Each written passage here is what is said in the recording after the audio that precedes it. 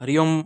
एक सवाल सभी के मन में आता है कि बापूजी कब आएंगे, परंतु इसका किसी को कुछ भी पता ही नहीं है। भाई एक रहता है कि केस चल रहा है, हाँ अब केस जल्दी ख़त्म हो जाएगा, लेकिन यहाँ तो क्या है, केवल केवल अगली तारीख दे देते हैं बस। और ऐसा नहीं कि भाई चलो एक जज गया तो दूसरा जज आके बैठेगा, वो भी वही काम करेगा। मान लो एक सरकार बदल गई, दूसरी आ गई, तो वो भी बापूजी के बेल का विरोध करेगी, क्योंकि विक्टम सिटी से सब कुछ हो रहा है या और बड़े स्तर पे हो रहा है, तो सरकार को कोई मतलब नहीं बापूजी से। और साधक लोग जीवन भर रैलियां निकालेंगे और ज्ञापन सौंपेंगे, उससे ज़्यादा क्या करेंगे।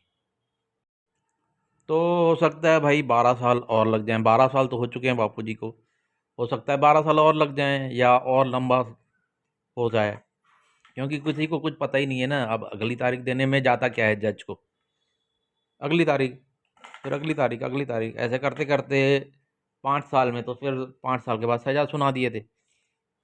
उसके बाद फिर 7 साल और गुजर गए हैं, तो क्या मिल रहा है, अगली तारीख बस। तो भाई 12 साल भी कम है, कुछ भी हो सकता है, मतलब कितने साल अंदर रहेंगे कोई पता नहीं बापू जी का।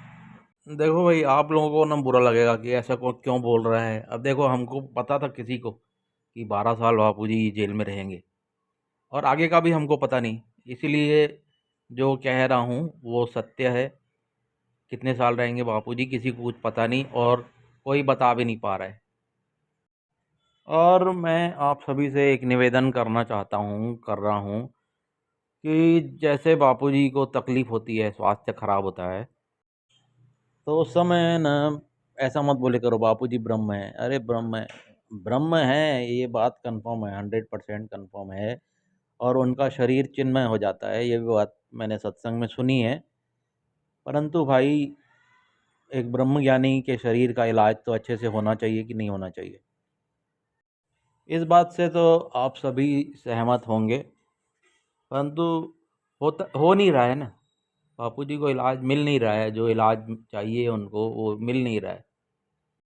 उल्टा अभी ना ईश्वर की ओर चैनल में लिख कर के आया था कि बापूजी को स्लो पॉइजन दिया जा रहा है, और बापूजी की आज्ञा से रसोइया बदल दिया गया है। ये मैसेज भी ईश्वर की ओर चैनल में टेलीग्राम पे आया था। और कितनी ज़्यादा कमज़ोरी, वो हम और आप न, मतलब कल्पना भी नहीं कर सकते, इतनी कमज़ोरी है। और सभी साधक वही करते हैं जो आश्रम से करवाते हैं। तो ये सब तो फालतू काम है कि भाई रैली निकालो, ज्ञापन दो, बस वो ज्ञापन उठा के कचरे के डब्बे में डाल दें, हम लोग बस थोड़ा सड़क पे घूम के आ जाएं, जैसे कीर्तन यात्रा निकालते हैं, बस उससे ज़्यादा और है क्या उसमें। रैलियां और ये ज्ञापन की जो जो भी डिसीजन ले रहे हैं ना, वो तो मैं कहूँगा वो ही षड्यंत्रकारी है। मैं तो साफ कह रहा हूँ। बापूजी ने भी कहा आंखें खोलो।